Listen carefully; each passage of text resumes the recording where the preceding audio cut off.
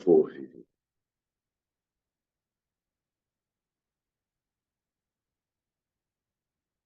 Muito bem, gente. Eu tinha conversado antes, sugerindo que as pessoas tenham um pouco de água para que ela seja magnetizada durante a prece inicial ou final pelos amigos que vão estar conosco, nos envolvendo com a sua proteção, a sua amorosidade e a água, sempre importante para a manutenção da nossa saúde. Queria sugerir que todos já possam ir abrindo a apostila que estamos estudando. Quem quiser ter algumas folhas de papel, lápis e caneta para alguma eventual psicografia durante o encontro, tudo perfeitamente válido. Então, agora que mais de vocês chegaram, com muita alegria que nós vamos começando mais uma semana, a última, por assim dizer, do mês de setembro, fazendo juntos, buscando mais uma oportunidade valiosa para nós em que vamos seguir estudando o tema geral da mediunidade e alguns detalhes que nos ajudem a conhecermos melhor os mecanismos desta verdadeira ciência do intercâmbio entre os desencarnados e nós no plano físico. Que todos vocês em casa, nos respectivos lares, onde vocês puderem estar, tudo esteja sendo devidamente preservado, um ambiente tranquilo, silencioso, os microfones devidamente, por enquanto, fechados, e a espiritualidade que tem estado sempre ao nosso lado. Amigos próximos, amigos do projeto da doutrina espírita e da mediunidade, que nos envolvam o tempo todo, como que nos ajudando a que os conteúdos que vamos examinando, eles sejam bem aproveitados por cada um de nós agora e sempre. Jesus amado, como sempre nós desejamos agradecer toda a inspiração, todos os conteúdos espirituais mais diferenciados e ligados aos benfeitores da humanidade, e por isto mesmo, como somos irmãos e amigos, como somos, sobretudo, espíritas, nós gostaríamos de entregar todos os fluidos, todas as energias, todas as vibrações que nossos pensamentos e sentimentos puderem mobilizar em prol de milhões e milhões de pessoas, de irmãos, hoje mesmo, necessitados em quaisquer dos muitos países em que a nossa grande família, humanidade terrena, se distribui. Tantas questões sérias, tantos enfermos, tanta violência, tantos conflitos, desavenças, desafeições, vitimando homens e mulheres, adultos e crianças ao redor do mundo. Por eles, desde logo, Senhor, pelos mecanismos divinos da oração, a nossa súplica silenciosa, para que todos estes espíritos envolvidos com o progresso da humanidade, eles possam estar recolhendo as pequeninas doações aqui oferecidas e formando todo o projeto de benefícios àqueles que estão em sofrimento na Terra, tanto no plano físico, como, e sobretudo, espíritos desencarnados vivendo na escuridão, como que tão distantes da felicidade a que todos os filhos de Deus fazem jus. Assim sendo, confiantes na tua misericórdia, Senhor, na presença de Maria de Nazaré, de apóstolos, de discípulos, de cooperadores da imensa seara do amor cristão, nós vamos dando início ao nosso estudo, sem perdermos de vista quanta caridade se pode prestar em silêncio. Muito obrigado, amigos dos céus e da terra, e que assim seja.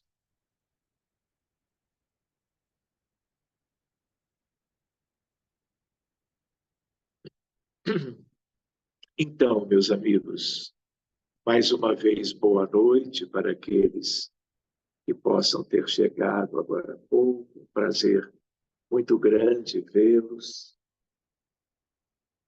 E nós vamos, então, buscando a apostila. Então, espero que todos já a tenham. E nós estamos, meus amigos, recuperando um pouquinho da vez anterior, na página 46. Nós vimos no tema número 4 que ele é composto de 3 itens. Lembram? Espírito, matéria e fluidos. Matéria e espírito nós já estudamos nas vezes anteriores. E hoje nós podemos concluir este tema número 4 com os fluidos. O que nós já vimos? Nós ouvimos sobre fluido cósmico universal.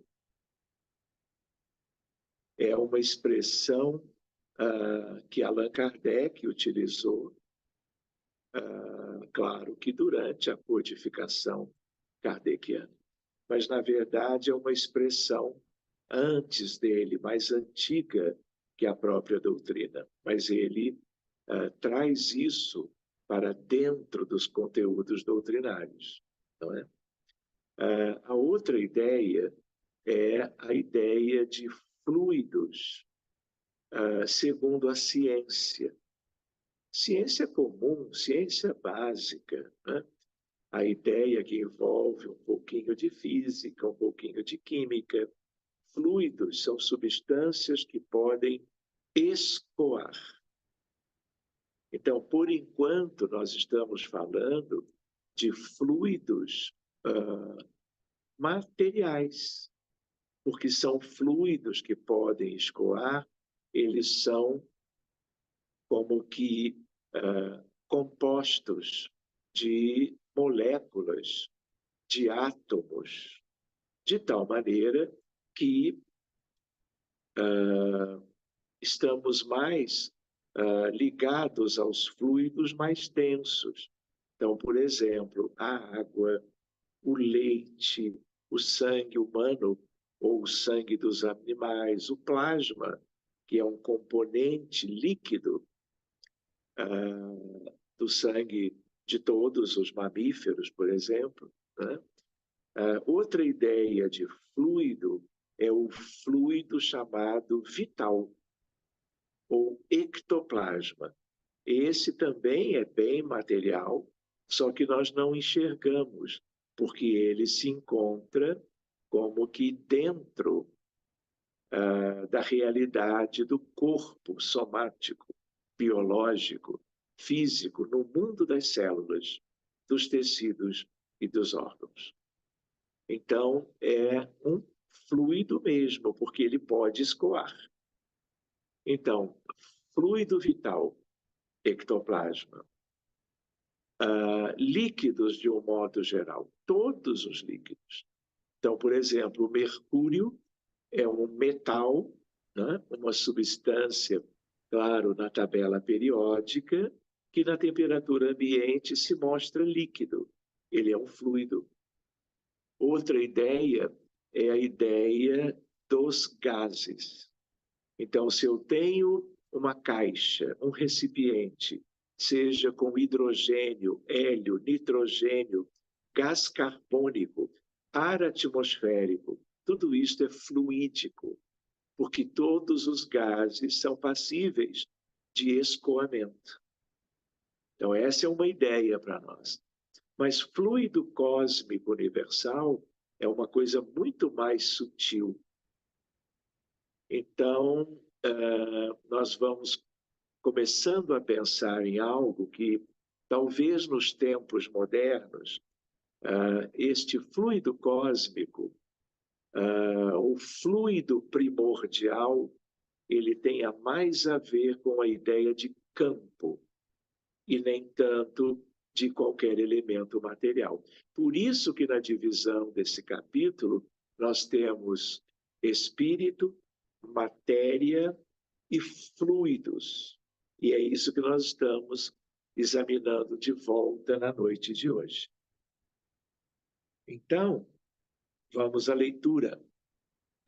Fluido é a designação genérica dos líquidos e gases, porque, em oposição aos elementos sólidos, propriamente ditos, possuem a capacidade de escoar com grande facilidade.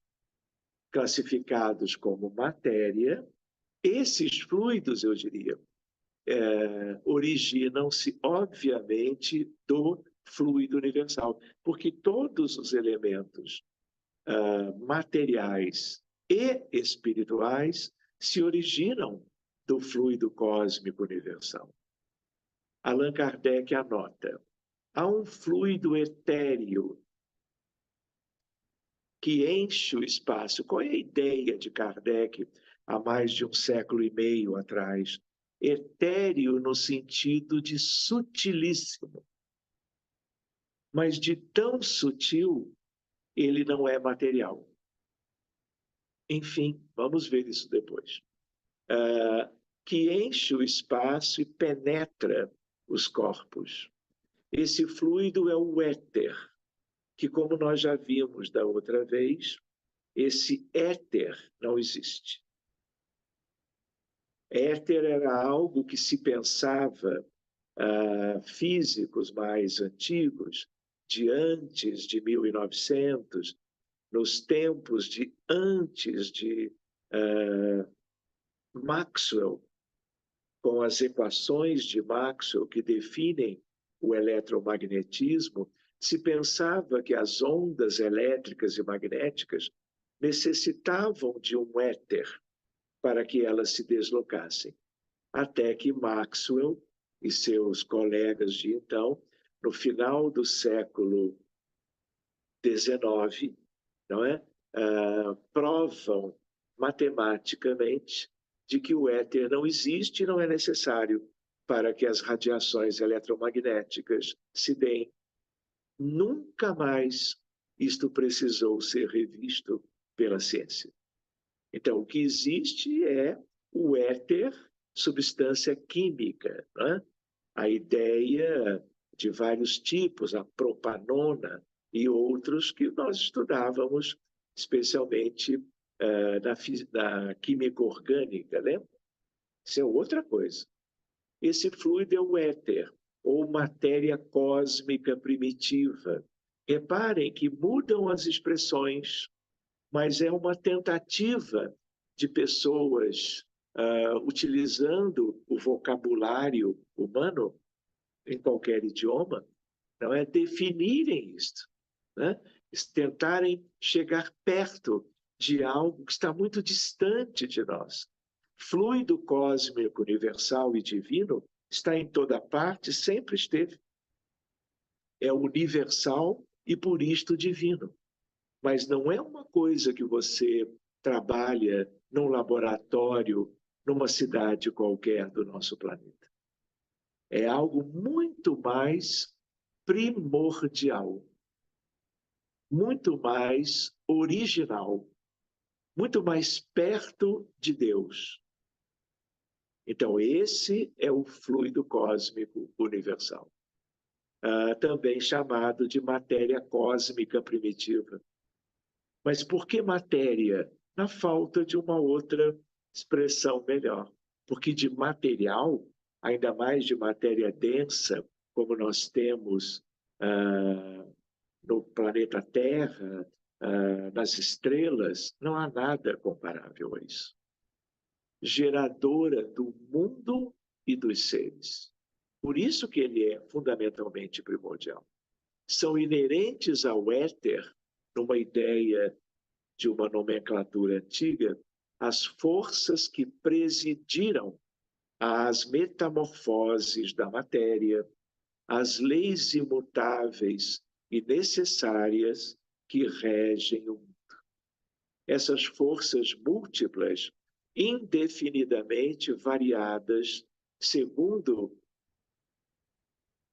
as combinações da matéria, localizadas segundo as massas, diversificadas em seus modos de ação, de acordo com as circunstâncias e os meios, são conhecidas na Terra com os nomes de gravidade, coesão, afinidade, atração, magnetismo, eletricidade ativa.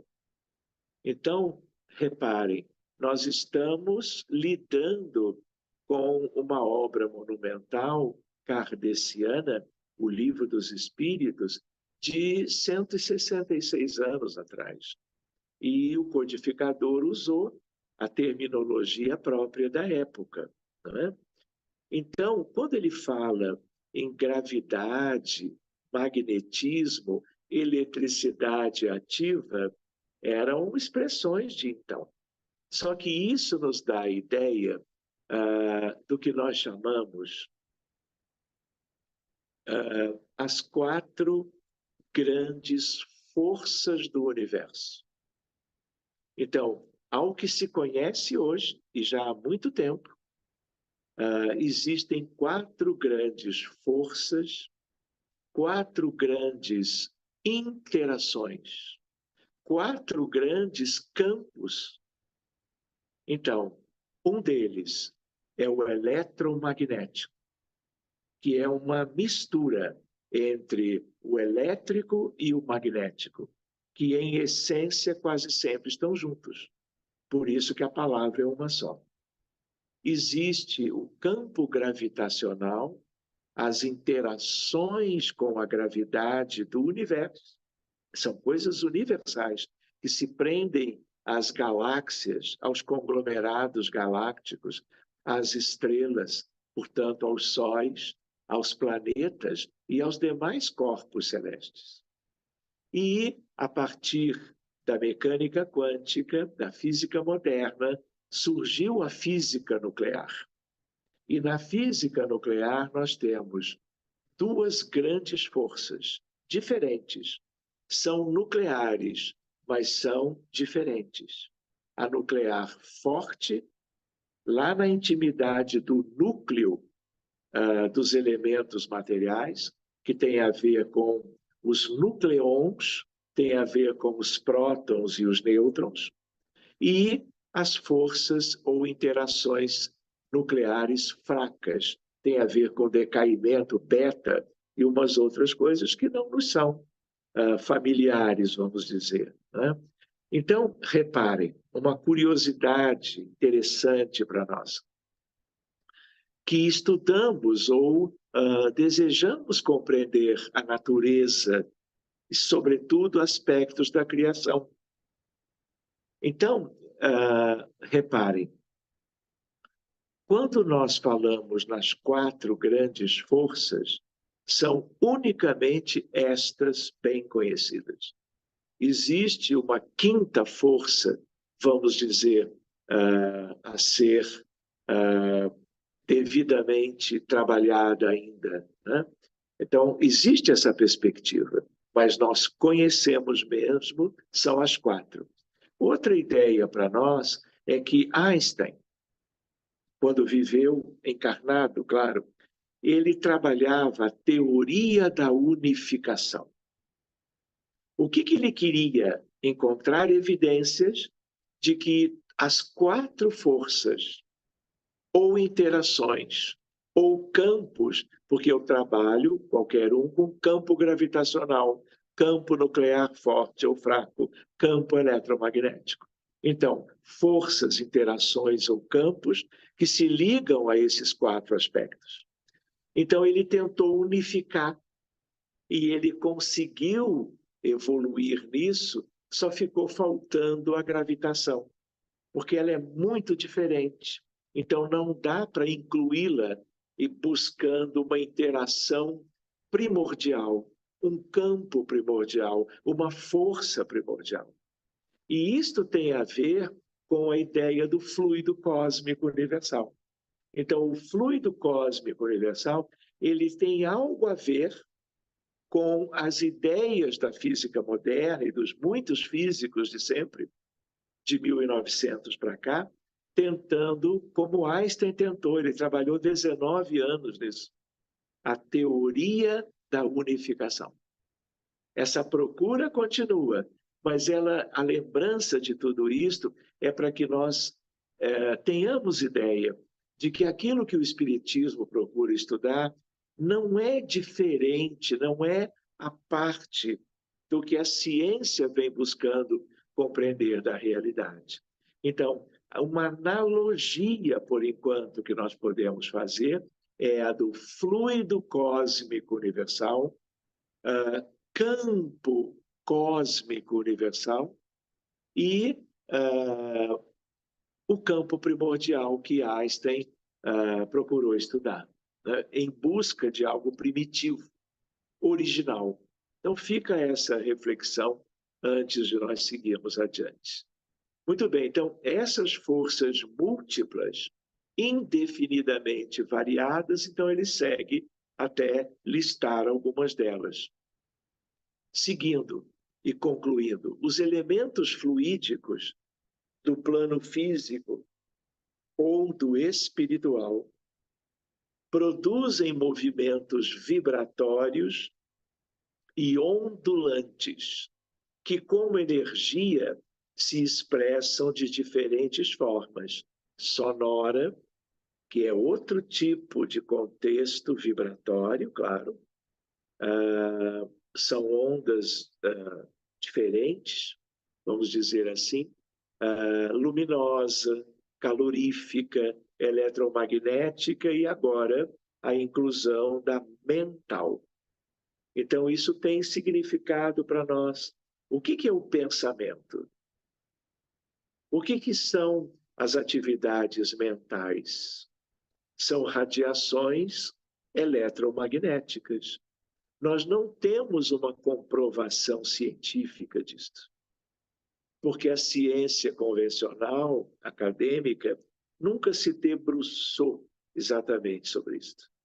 Então, é uma sugestão por causa do que se conhece do eletromagnetismo clássico.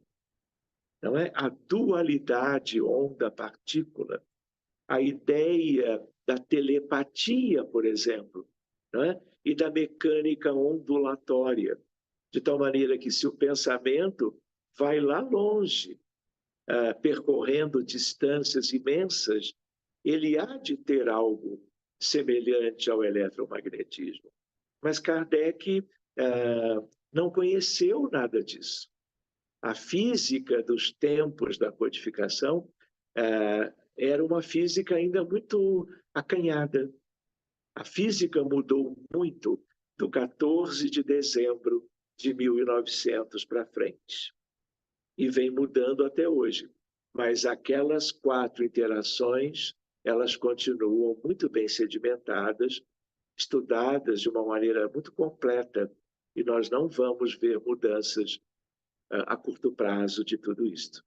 Então, uma ideia para nós é a ideia de André Luiz, que, claro, através de Chico Xavier, veio bem depois, e em alguns livros de André Luiz, nós vamos encontrar ele dizendo que o pensamento é radiação eletromagnética. Então, se o Espiritismo é uma doutrina revelatória, André, pós-Kardec, nos dá uma ideia sobre o que é o pensamento. Algo, aliás, que faz todo sentido.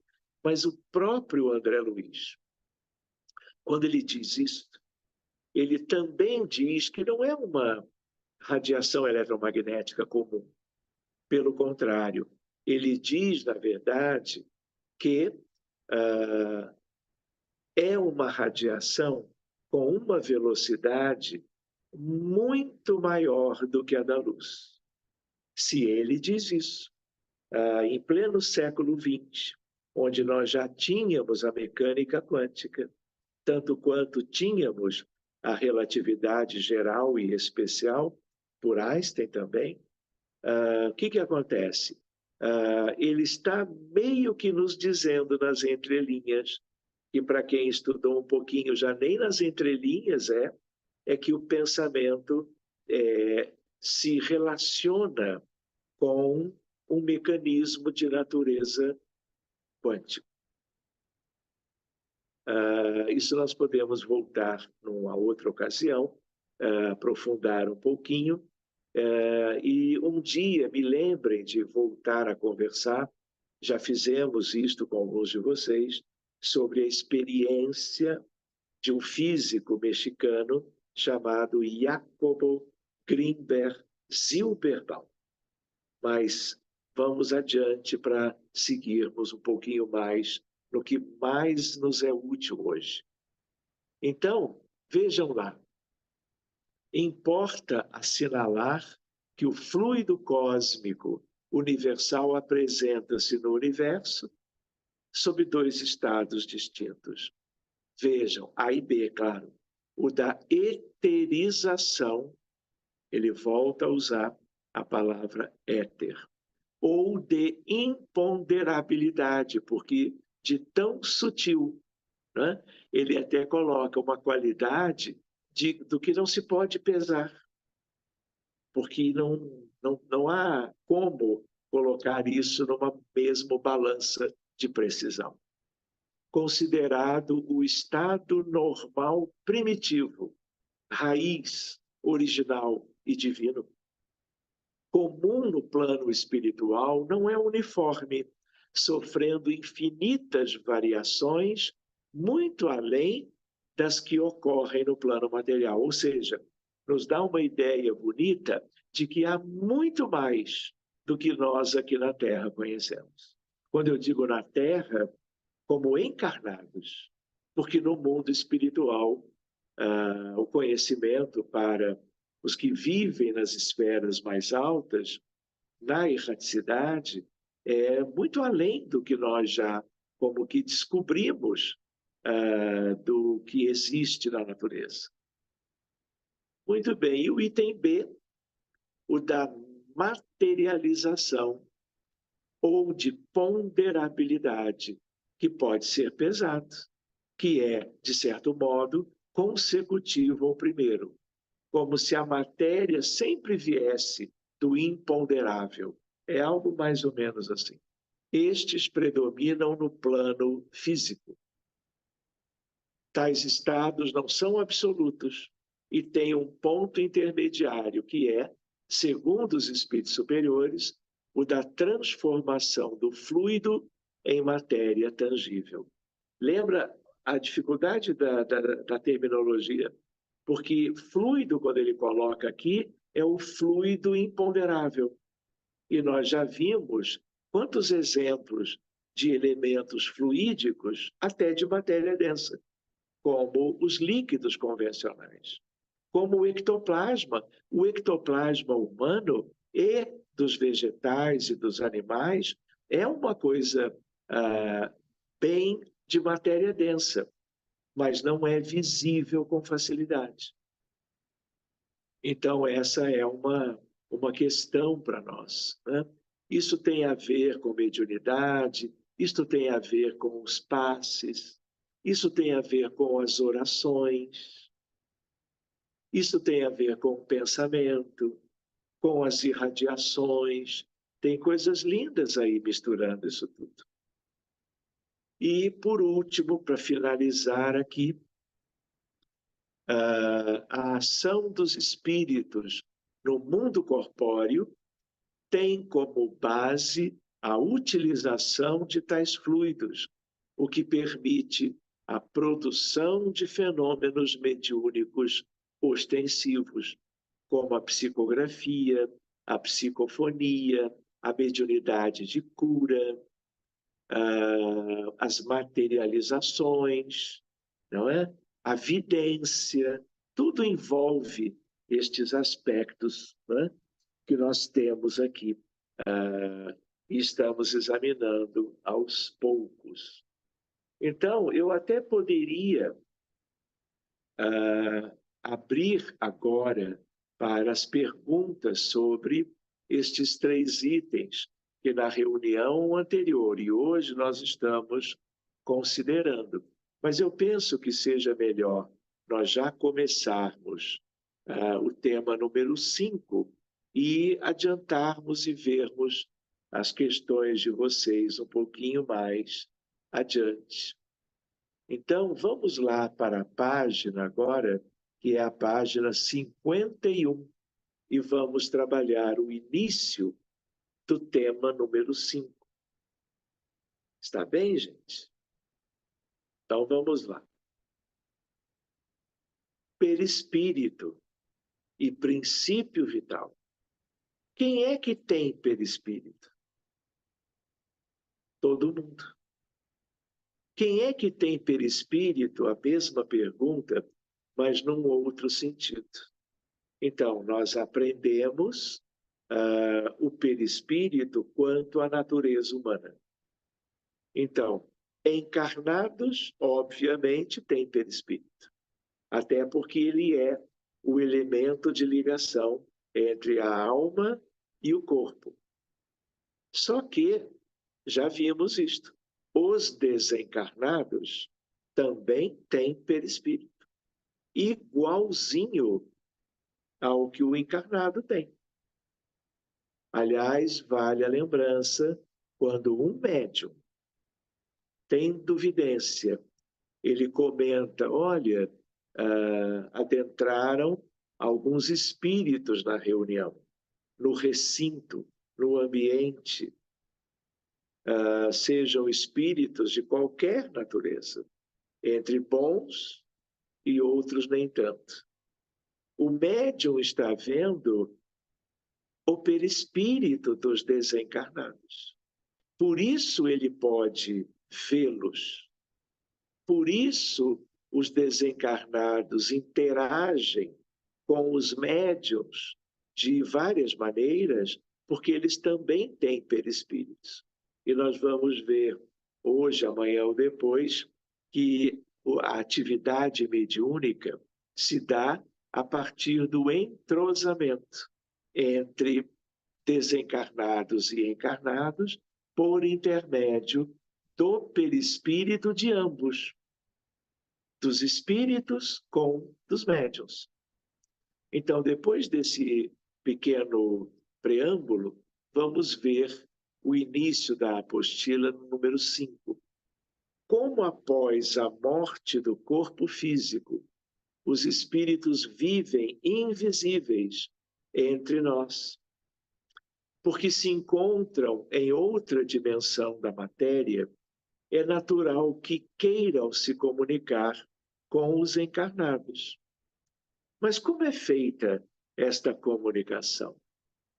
A resposta a esta pergunta encontra-se na compreensão do perispírito, sua natureza, funções e propriedades. Allan Kardec afirma, 2 pontos. Antes de ver o que ele vai afirmar, voltando ao item anterior um pouquinho, fica para nós uma ideia de que os animais, pensando, por exemplo, com muito mais razão, nos mamíferos, eles também têm perispírito. Claro que de uma maneira análoga e com elementos constitutivos semelhantes. Mas cada ser, dentro da sua condição evolutiva, há de ter um perispírito característico. Mas se faz toda uma analogia entre o perispírito humano. Eu até poderia buscar um limite, uma ameba, uma célula isolada, viva, ela tem algo semelhante a um perispírito. E, obviamente, no outro extremo está a condição humana, envolvendo desencarnados e envolvendo encarnados também.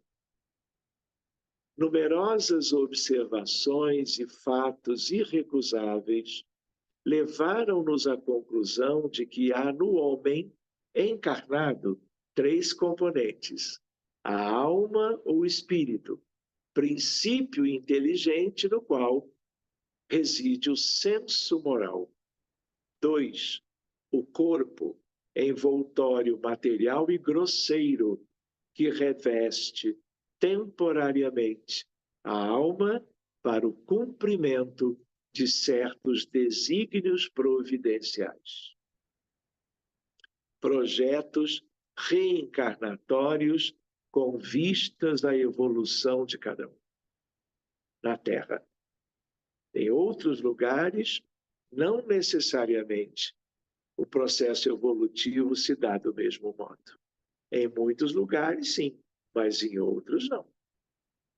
E o terceiro, o perispírito, envoltório fluídico, semimaterial, que serve de ligação entre a alma e o corpo.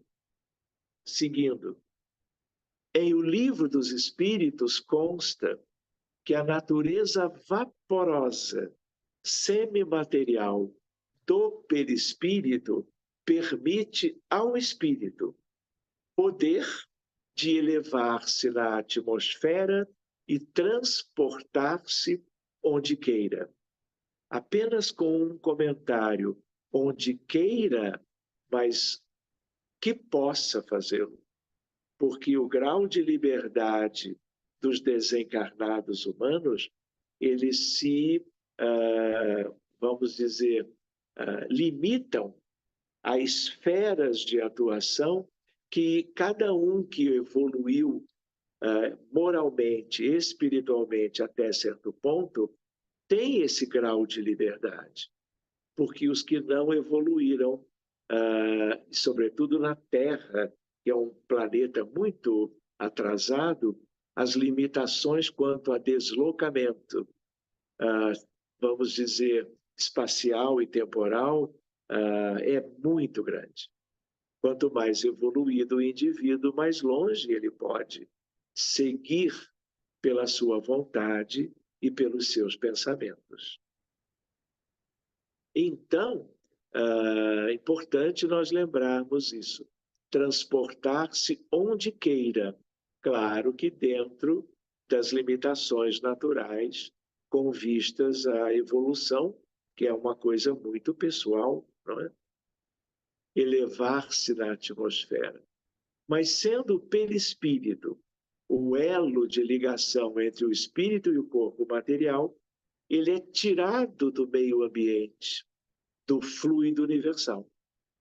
Poder-se-ia dizer que é a quintessência da matéria. É uma expressão linda, é uma palavra muito bonita.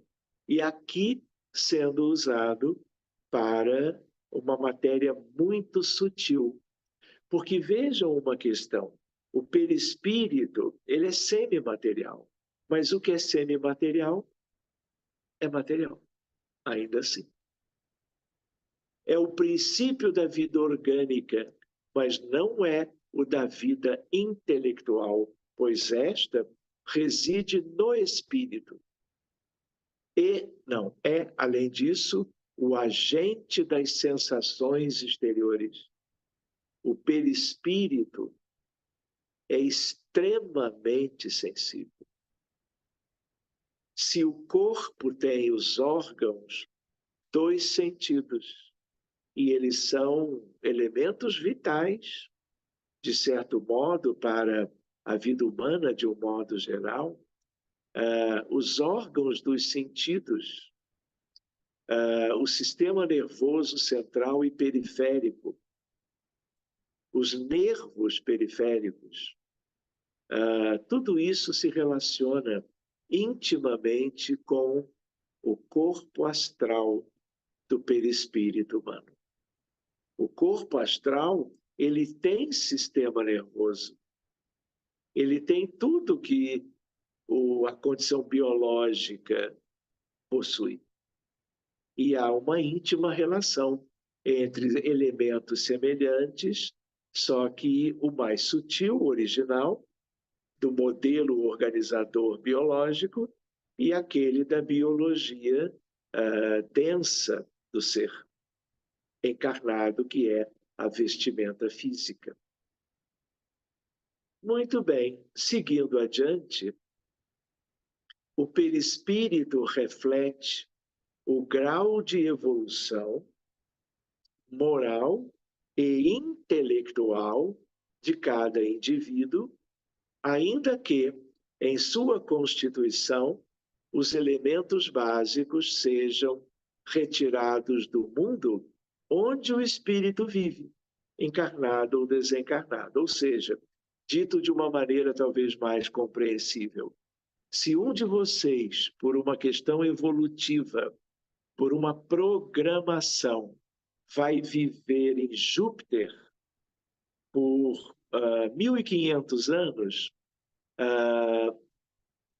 a pessoa que vai para lá, ela deixa na Terra os componentes mais densos, mais materiais do seu perispírito. Porque estes elementos são terrenos, são como que particulares daqui. E eles não serão necessários em Júpiter. Chegando lá, é uma longa viagem, mas chegando lá, o que acontece?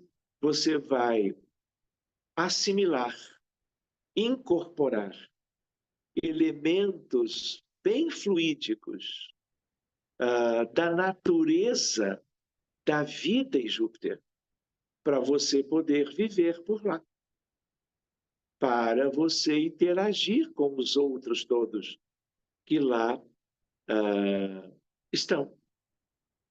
Como aqueles que, por exemplo, vieram de Capela, deixaram em Capela a sua condição semimaterial, perispirítica, lá. E trouxeram os aspectos mais sutis dos seus perispíritos. Quando chegaram aqui, eles se revestiram dos aspectos particulares, moleculares, atômicos da Terra. Então, isso é uma reflexão interessante para nós. Muito bem, vamos ver mais um pouquinho e vamos ver as questões de vocês. O perispírito reflete o grau de evolução moral e intelectual de cada indivíduo. Ainda que, em sua constituição, os elementos básicos sejam retirados do mundo onde o espírito vive, encarnado ou desencarnado.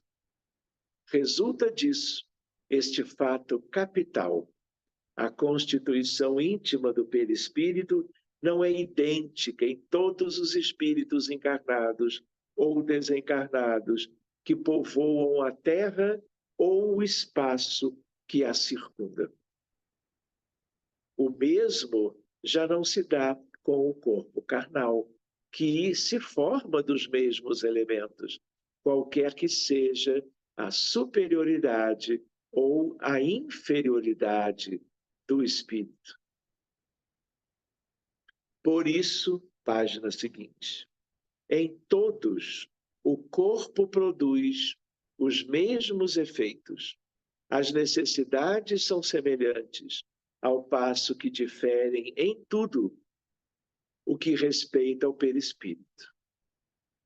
Também resulta que o envoltório perispirítico de um espírito se modifica com o progresso moral que este realiza em cada encarnação. Embora ele encarne no mesmo meio que os espíritos superiores, encarnando excepcionalmente em missão no mundo inferior, tem perispírito menos grosseiro do que os naturais deste mundo.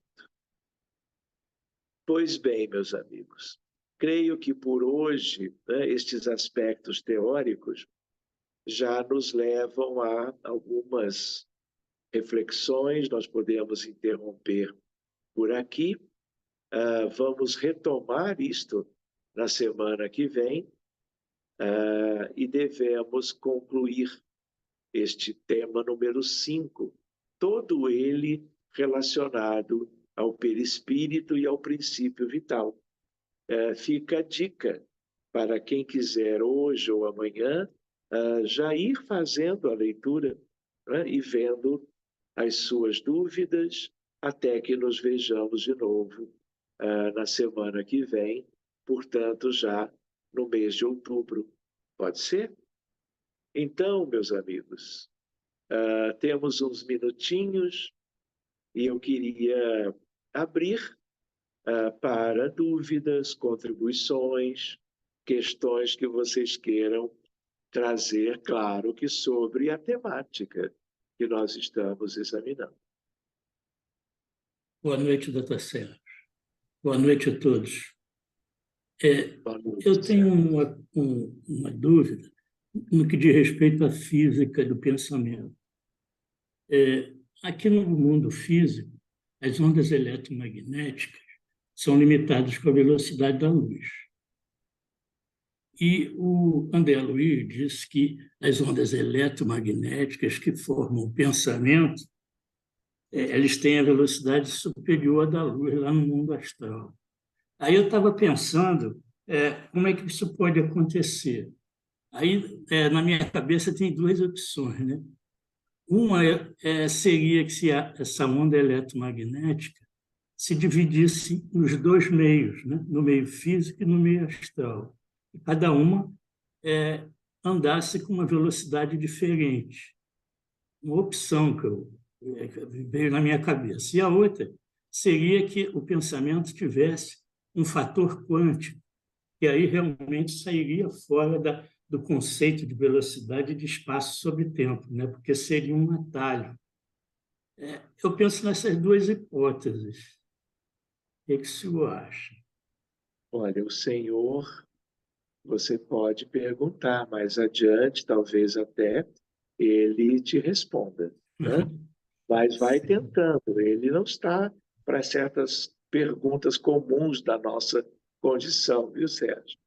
Mas assim, a ideia qual é? A sua primeira hipótese é bacana, é interessante, é uma elucubração da sua parte. Eu não conheço isto, né? Mas o que tudo indica, até porque não existe outra opção,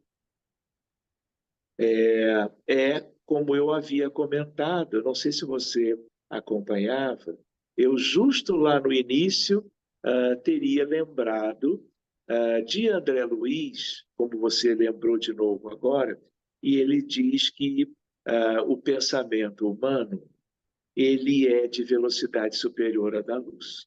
Então, 300.000 quilômetros por segundo é a velocidade limite do eletromagnetismo clássico.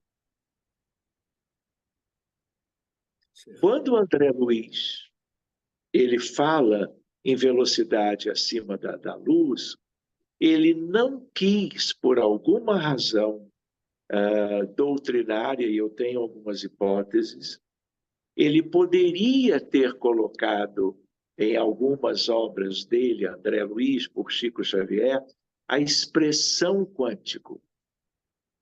mas ele foi orientado por Emmanuel a não usar. Por quê? Porque as questões da física quântica são muito sérias. E eles já sabiam que esse adjetivo de que algo é quântico seria, por muitas pessoas, utilizado indevidamente,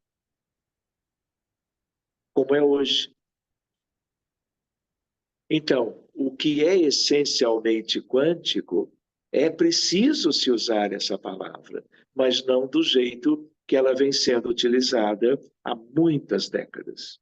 Sobretudo agora, porque você dizer hoje que alguma coisa é quântico chama a atenção de todo mundo e acaba virando um produto à venda. Na internet isso está repleto. Então, qual é a ideia? Emmanuel, vou brincar com vocês, ele me disse isso outro dia, olha, não podíamos, naquela altura, começar a trabalhar essa expressão. Então, como é que ele trabalha para dizer que é quântico? Como você colocou na segunda opção, quando ele diz que a velocidade é acima da luz. Qualquer coisa de velocidade acima da luz é quântico. Então, um dia, não sei se hoje, mas um dia, talvez melhor, nós podemos falar durante 15 minutinhos sobre mecânica quântica. O que é de verdade? E aí nós vamos ver equação de Schrödinger, nós vamos ver a ideia de colapso da função de onda, nós vamos ver entrelaçamento quântico, entanglement. Então, tudo isto já é algo de mais de um século. E qualquer um de nós que estude isso um pouquinho tem para si um melhor entendimento da natureza e do universo. Por quê? Porque tudo é quântico, no certo sentido. Mas nós precisamos entender para usar estas coisas de uma maneira própria. Então, a mecânica quântica serve para o infinitamente pequeno, para o mundo microscópico. Estamos aqui na física de partículas elementares. Quarks e leptons e coisas do gênero. Então, o pensamento, tudo indica de natureza eletromagnética, mas com uma velocidade que é 10.000 vezes mais rápido do que a velocidade da luz. Isso é quântico. E quem nos deu uma ideia muito boa sobre isso, fica a dica, mas em outro momento nós podemos ver de perto, é a experiência que eu comentei antes. Jacobo Grinberg Zilberbaum. E aí é uma experiência muito interessante, mas eu acho que Faraday. Oi? Gaiola de Faraday? Desculpe, eu não ouvi. É da gaiola de Faraday? Envolve a gaiola de Faraday, mas não só. A gaiola de Faraday é algo para se tentar ter certeza de que não é uma radiação eletromagnética comum. Mas é esse experimento. Depois eu vou, amanhã, quem sabe, postar aqui no grupo alguns pequenos estudos ligados. Por exemplo, quando hoje eu vi a palavra quintessência, eu vou postar um artigo escrito que foi publicado em Reformador, que é a revista da FEB, exatamente tendo este título, A Quintessência do Universo. Pode ser interessante que vocês façam essa leitura. Tá bom? Obrigado, Sérgio. Paula, eu acho que eu tinha visto você levantando a mão. Sim, boa noite. Eu queria saber o seguinte: você falou de se o espírito vai viver em outro mundo, outro planeta, exemplo, Capela, ele continua podendo entrar em contato com entes queridos, por exemplo, que estiverem na Terra? Ou ele perde completamente, não sei. Paula, olha só, ele não perde, ninguém perde nada. Uhum, Não é? Tudo depende das condições morais e espirituais que nos dão um grau de liberdade individual, pessoal, maior ou menor. Então, a uhum, distância para a capela é uma distância enorme. Mesmo com a velocidade da luz, ou 10.000 vezes mais, há todo um deslocamento a se fazer. Então, não é uma coisa para ficar indo e vindo, uhum, porque as distâncias são enormes. uhum, Mas o grau de liberdade depende da evolução pessoal de cada um.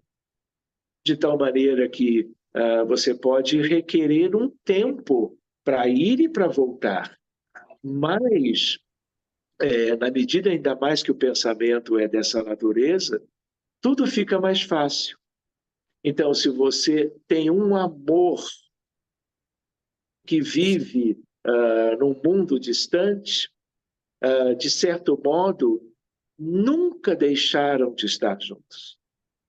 uhum, Mas outra coisa é conviverem. Outra coisa trocarem pensamentos e sentimentos.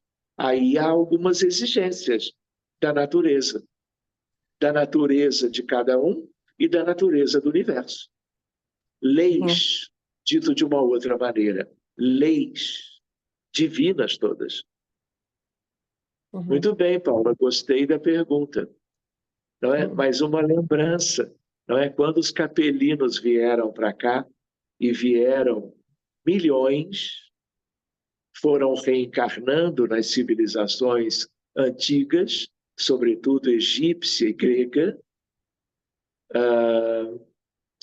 viveram uma saudade intraduzível no vocabulário humano. E foi esse um dos mecanismos divinos para que os que vieram expulsos de lá para cá, a saudade da sua casa, do seu lar, dos seus amores, das suas famílias, dos seus afins, fizeram com que uma grande parte, mesmo na Terra, com uma ou duas ou três reencarnações, fizessem tanto por eles próprios que foram liberados daqui e voltaram para lá, para uhum, seguirem com seus afins, amores, para uhum. que vivessem alegremente, como um prêmio natural. Não é uma medalha de honra ou mérito, mas é uma outorga divina. De uma prova enorme para eles, né? E Uhum, muitos, por um outro tipo de amor, se uhum, afinizaram com Jesus, com o uhum. Cristo da Terra, com os seus prepostos. Porque E capela tem um Cristo. tem todos os mundos e humanidades, cada um tem o seu. Tudo de natureza elevadíssima. Então, não só se afinizaram, mas começaram a desenvolver amores e afinidades aqui mesmo. E mesmo tendo grau de liberdade para retornarem para a capela, optaram por seguirem a sua evolução na família terrena. Isso se chama renúncia, e é Renúncia. uma das formas mais lindas do amor universal. Renúncia também pelo fato da Terra ser muito menos evoluído que capela. É isso? Claro, claro. E abrir é como se você abrisse mão, analogamente, de viver no paraíso, Mundo porque melhor. Capela era, relativamente à Terra, há 140 mil anos, um paraíso. Uhum, Muito uhum. bem, Paulo. Obrigada. Capela já está no mundo de no momento de regeneração? Já, vamos dizer Além. assim, bem longe de uma etapa introdutória, como um dia a Terra terá. Eles estão há mais de 100 mil anos. Sírios, então, há 1 milhão de anos. Muito bem. Então, alguma outra questão? Se couber, boa noite. Rapidamente, queria perguntar, doutor Sérgio, em relação ao perispírito, que é um assunto também bem interessante. Eu recordo da obra Urânia, do Camille Flammarion, onde ele fala, em dado momento, que os seres, alguns mundos, os seres possuem até 26 sentidos. Né? E aqui nós lemos há pouco que o perispírito ele reflete o grau de evolução. E a gente sabe que a proporção que o espírito evolui, digamos que vamos perdendo o perispírito, né? E eu queria entender se, por exemplo, eu acho que eu li isso no Livro dos Espíritos, eu não recordo, mas, por exemplo, o espírito crístico, o espírito puro, ele tem perispírito ou ele vai se confundindo? Como é que seria? Olha, uma ideia, uma reflexão simples, é que estes espíritos, eles são energia pura. A ideia de que são puros também tem a ver quando você tenta pensar em matéria.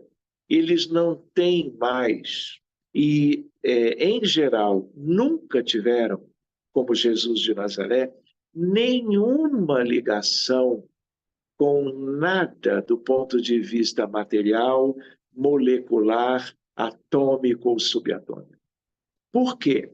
Porque nós não pensávamos assim, mas matéria é o grau mais grosseiro de qualquer coisa do universo, que na verdade só existe por nossa causa, porque nós somos tão imperfeitos que temos que ter um lugar para evoluir. Olha, então toma aí umas galáxias, umas estrelas, uns planetas e tratem de fazer aí a sua evolução, porque a verdadeira vida nada tem a ver com o que é visível e tangível. Então, quando Jesus veio à Terra, ele sai do seu trono solar, viaja 150 milhões de quilômetros até chegar aqui. E aí, então, ele sofre, entre aspas e sem aspas, todo um processo de revestimentos progressivos ainda na superfície do Sol, envolvendo túnicas iônicas, atômicas, moleculares. E ele vai, nesse processo, se revestindo de elementos cada vez mais materiais. Então, ele adquire uma forma humana. E aí ele busca o ectoplasma de Maria de Nazaré, dos vinhedos e dos trigais puros da Galileia, e forma um corpo visível e tangível. Jesus nunca reencarnou. Jesus não teve corpo como os nossos. É um processo de ectoplasmia, de materialização. Ele não teria a menor chance de não destruir o óvulo se ele precisasse de uma concepção a partir de Maria e de José. Enfim, esse é um outro capítulo, um outro tema para nós debatermos um dia e vermos com carinho. Então, quando ele volta, ele deixa tudo que ele usou, ele vai deixando nos lugares originais. Então, os espíritos crísticos puros, puríssimos, tanto os que sempre foram puros, tanto os que alcançaram, depois das quedas, a condição de volta da pureza, não tem mais nada a ver com a matéria. A matéria atômica molecular é o grau mais rudimentar do universo divino. Não sei se eu te respondi. Legal. Obrigado pela pergunta. Então, alguém mais? Posso Oi, fazer uma perguntinha? pode. Como é que você se chama? Viviane? É a Pois própria. não, pois não, diga lá. Estava aqui pensando nessa parte do perispírito, né? Que está diretamente relacionado à mediunidade.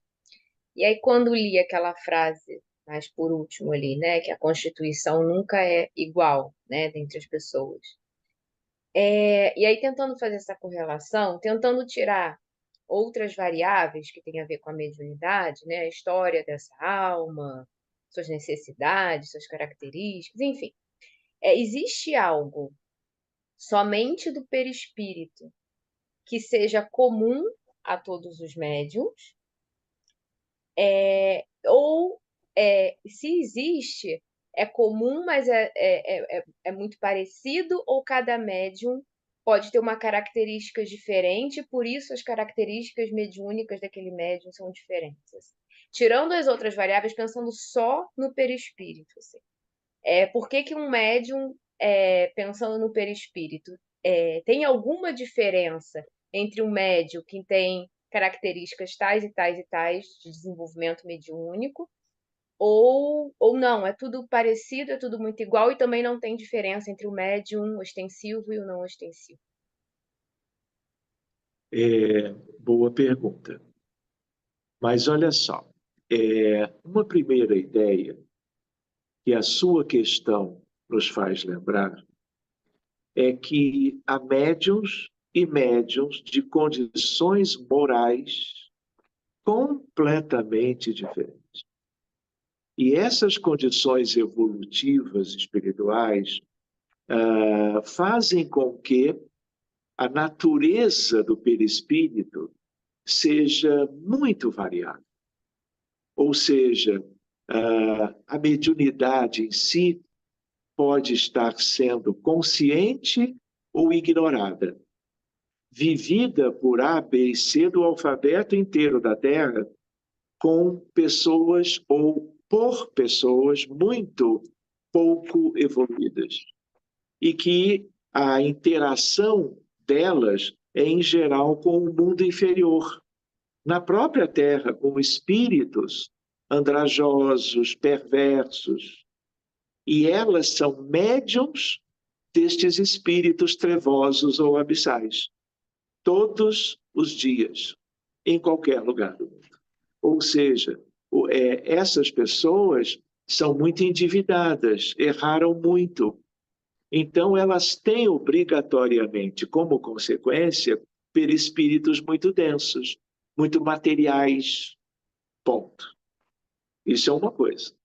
Então, há toda uma gradação de médiums de condições morais bem limitadas, medianas ou muito elevadas. Então, por exemplo, Pietro Baldi é um espírito que foi Pedro apóstolo.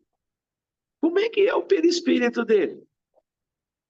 Como é que é o perispírito de Dona Ivone do Amaral Pereira, de Francisco Cândido Xavier, mas também de médiums anônimos, que têm uma mediunidade que às vezes nem são espíritas, mas são sensíveis, são sensitivos. A sua sensibilidade, porque eles são evoluídos, no dia a dia também são úteis para a inspiração, para as melhores escolhas, para serem ajudados pelos benfeitores, que por tudo que já são, eles querem vê-los mais evoluídos. Então, isso não tem uma particularidade. Outra questão, Vivi, que é importante lembrar, é que o perispírito não é um bloco uma coisa única. Já vimos e vamos ver isso melhor outro dia. Nós temos o astral, então existe uma divisão trina, ternária, corpo físico, perispírito e alma. Agora, eu posso, por algumas razões, estudar e subdividir o perispírito. Aí eu vou lá para o corpo e encontro o duplo etérico. Aí já fora do corpo eu tenho o astral, o mental inferior, mental superior, búdico e átmico. E tudo isso tem implicações fisiológicas, tanto de fisiologia das relações com o corpo, mas de fisiologia da alma. Então, é difícil ter uma ideia exata, porque eu pelo menos tenho dificuldade. A diversidade é muito grande. Porque, assim, não dá para a gente correlacionar evolução moral com capacidade mediúnica e diversidade mediúnica de ninguém, né? Não, a minha pergunta era exatamente nesse sentido, excluindo isso, que a gente sabe que não tem uma correlação direta, óbvio que Chico é uma alma, um espírito completamente evoluído, e tem a capacidade mediúnica incomparável, né? Pietro Baldi, todos esses, mas esses têm a ver com a evolução moral. Mas a gente sabe que tem médiuns comuns, pessoas, espíritos medianos, que são médiums, assim, né? A minha dúvida era se tem algo inerente ao perispírito, dentro das próprias características de plasticidade, enfim, de coisas do próprio perispírito, que facilitam a capacidade mediúnica e a variabilidade desse médium, assim, dentro da mediunidade. Porque a questão moral é fácil de entender, mas tem médiums que têm uma questão mediúnica importante, muito ostensiva, e que não tem relação necessariamente com a evolução moral, né? Por isso que eu perguntei. Isso tem muito a ver também, Vivi, com elementos que facilitam o desdobramento. E o perispírito é preciso se expandir, sair do corpo. E quanto mais ele tem sutileza, menos matéria por evolução do seu proprietário, ele é mais expansível. Quanto mais expansível ele é, maior o leque de contatos, afinidades e acoplamentos com entidades de níveis variados de evolução, sobretudo para o alto. E aí cada médium é como se, em geral, isso tudo também não é vamos dizer, exatamente assim, mas cada médium tem o seu leque o seu espectro de possibilidades de sintonia vibratória com desencarnados.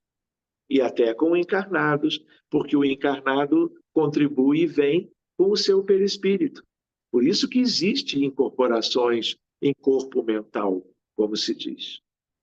Enfim, sigamos estudando, pensando e refletindo isso tudo. Obrigado. Então, queridos, são agora já uma certa hora. Vocês podem também deixar as perguntas anotadas para a semana que vem. Nós podemos, então, agora irmos nos preparando para uma nossa prece, uma corrente magnética, eu diria, em que nós vamos poder utilizar as potencialidades que Deus nos deu, não é? Mas em prol dos necessitados. O que também não é, gente, uma forma de nós sermos gratos a Deus pelo conhecimento, pelas condições que usufruímos hoje, em qualquer sentido, né? E uma forma de gratidão é a caridade. É isto, gente. Então vamos lá. Deixa eu colocar aqui uma música, e é aquela como que habitual. Então, aqueles que chegaram depois, busquem um pouquinho de água, se já não fizeram. Tenham, se quiserem, nomes de todos que vocês queiram que a espiritualidade ajude mais diretamente, incluindo tanto encarnados como desencarnados. Então, meus amigos, nós vamos como que nos recolhendo do dia a dia e dos nossos afazeres, vamos deixando de lado as preocupações, os interesses mais simples da vida e exercitarmos a caridade desinteressada, mais pura, nos dando conta das dificuldades vividas por milhões de pessoas na realidade cotidiana do planeta Terra, por assim dizer, em todos os países, sobretudo em alguns onde os dramas de encarnados e de desencarnados são tão expressivos. Senhor e Mestre, somos um grupo familiar espírita. E finalizando o nosso encontro de hoje, nós nos abraçamos, agradecendo a Deus e ao Senhor pela vida nas condições atuais. E buscando que sejamos úteis, compreendendo que temos o fluido vital, o magnetismo humano nas nossas células, de todo o nosso corpo físico. E já entendemos tudo isto como o patrimônio da vida biológica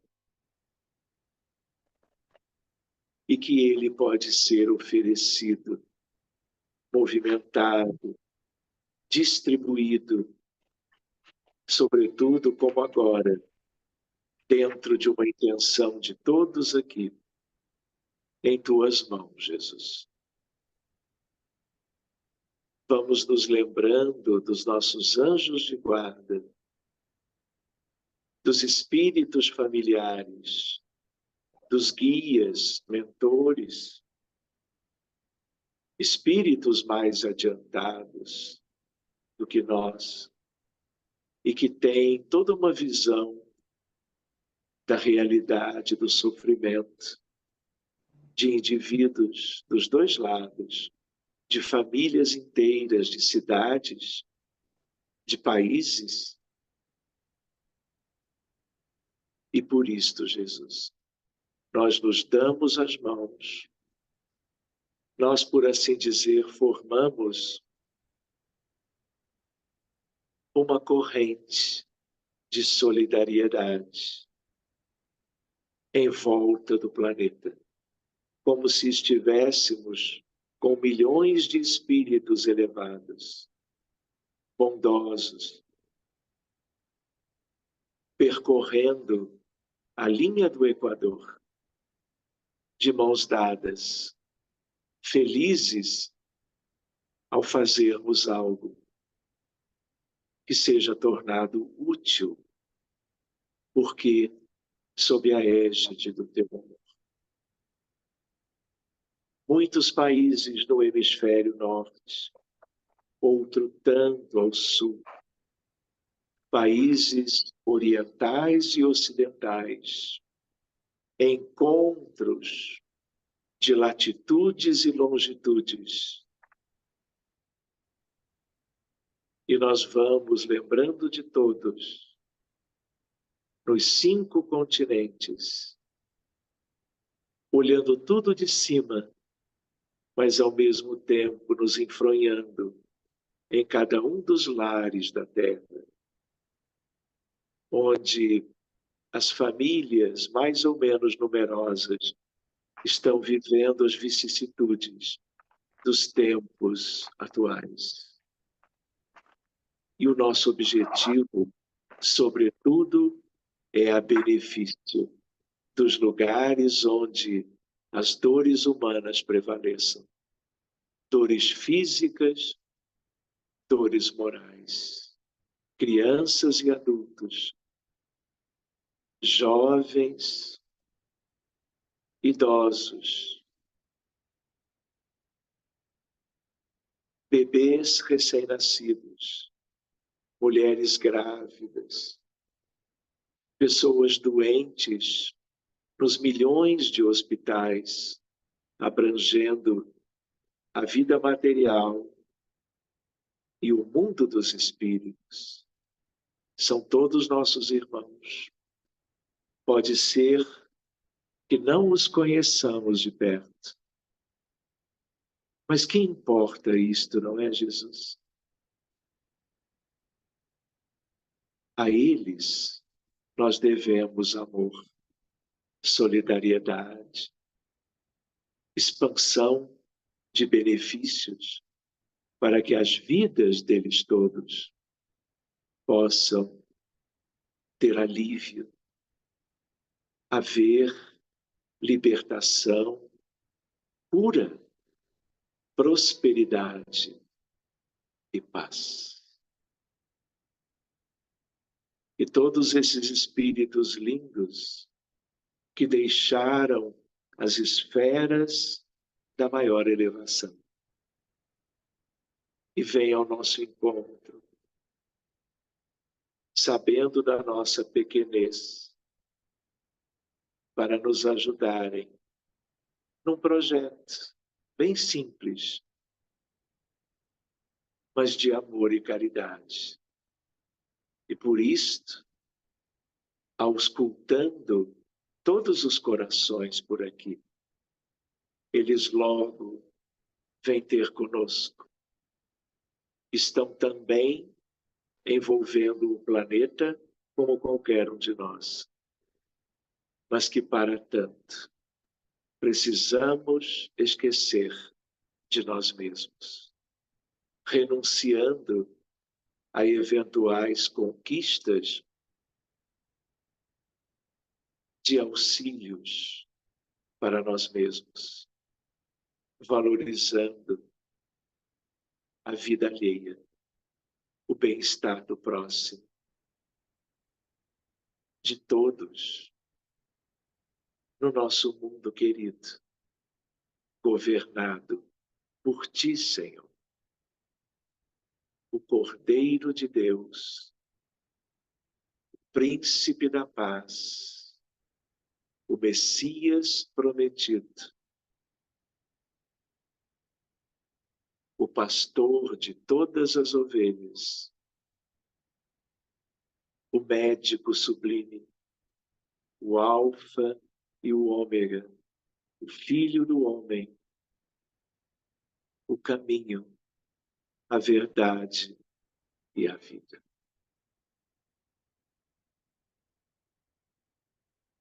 Abençoa, Jesus, a todas estas ovelhas espalhadas na terra, perfazendo inúmeros apriscos. E sendo assim, Jesus, conta conosco, agora e sempre. Muito obrigado, amigos espirituais,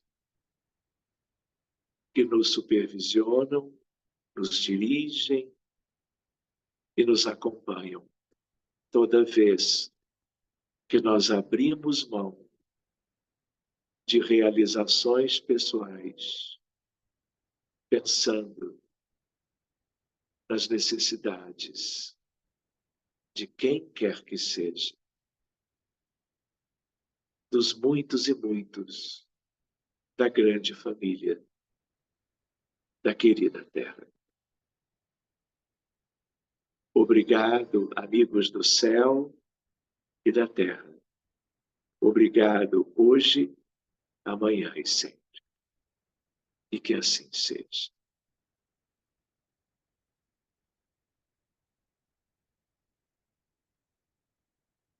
Todos bem, gente?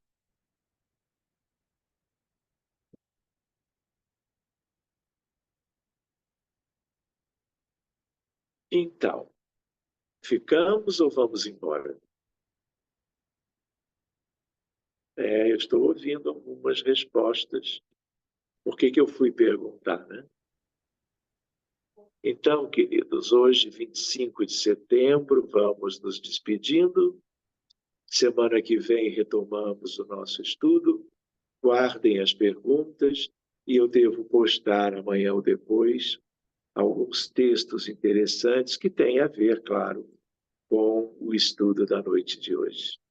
Tá bom, gente? Um abraço carinhoso Obrigado, e Sérgio. até lá. Boa noite.